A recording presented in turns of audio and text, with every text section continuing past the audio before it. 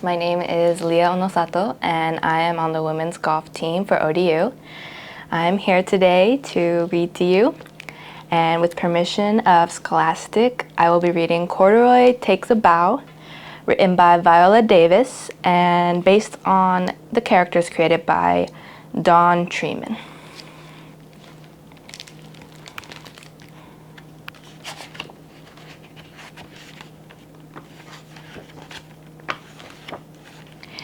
It was just starting to snow when Lisa and her mother got off the bus in front of the theater.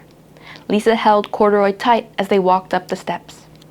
She had never been to a big theater like this before. Neither had Corduroy.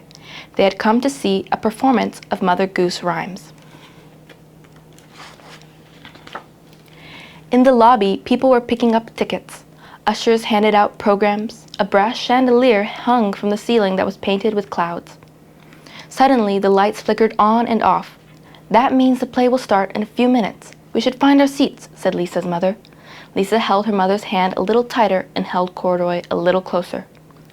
The usher took their tickets and showed them where to sit. "The seats are so soft," said Lisa. She put Corduroy on her lap and looked through the program. Right before the play started, a very tall man sat down in front of Lisa. "Mommy," Lisa whispered to her mother, "I can't see." "Here, dear," said her mother. "We can fold our coats together and you can sit on top of them."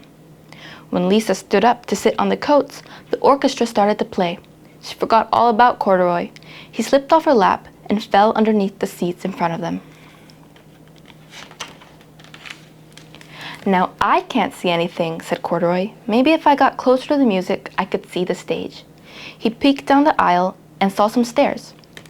When Corduroy got to the top step, the big red curtain went up and up and up. Corduroy was so startled that he lost his balance and tumbled into the orchestra pit. He looked around at all the musicians and thought, "This is a good spot to hear all the music, but now I can't see the stage at all." At the back of the orchestra there was a tall set of drums. "Maybe if I sat up there, I would have a better view," he thought. Quietly, he crawled through the orchestra past feet between instrument cases and around music stands toward the drums. "How did you get here, little fellow?" the drummer whispered to Corduroy. "You must be a prop from the play. Someone will be looking for you." He put Corduroy up on the ledge behind the drums.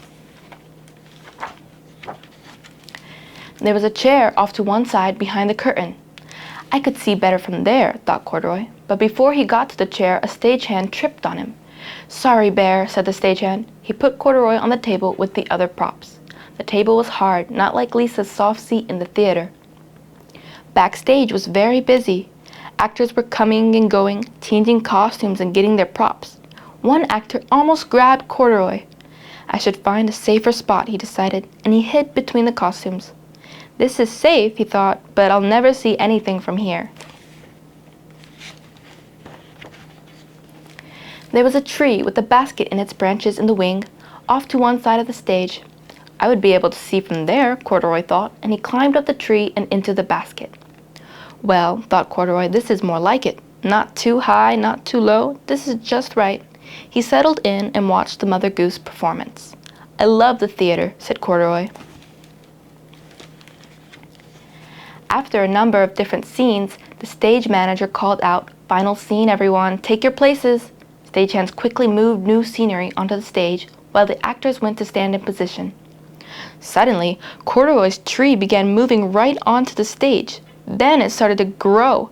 Up, up, up went the tree, the basket, and Corduroy. "This is a very tall tree," said Corduroy as he looked down at the stage far below. The tall tree made him think of the tall man who sat in front of Lisa. Corduroy wondered, "How will I get back to Lisa if I'm up in this tree?" On the stage below, Mother Goose started to sing. "Rock-a-bye baby, on the treetop, when the wind blows, the cradle will rock." Off stage, a fan blew air into the branches of the tree. The cradle began to rock, back and forth, up and down, back and forth, up and down. Corduroy was getting dizzy. He held onto the side of the cradle as it rocked faster and faster. Mother Goose kept singing. "When the bow breaks, the cradle will fall," and crack! The bow did break, and down will come baby, cradle and all, down, down, down came Corduroy, cradle and all. Before Corduroy knew what was happening, Mother Goose scooped him up for the curtain call. The audience clapped as the actors bowed. Corduroy bowed too.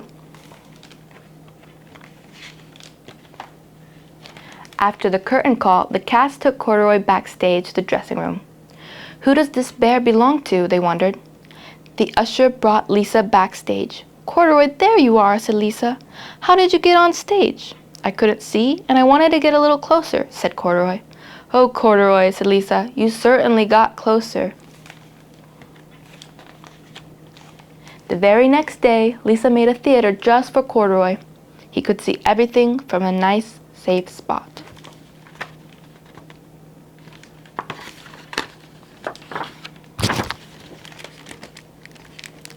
The end. That was Corduroy Takes a Bow, written by Viola Davis, based on the characters created by Don Treman. Thank you so much for being here. Hope you enjoyed it. Have a nice school year.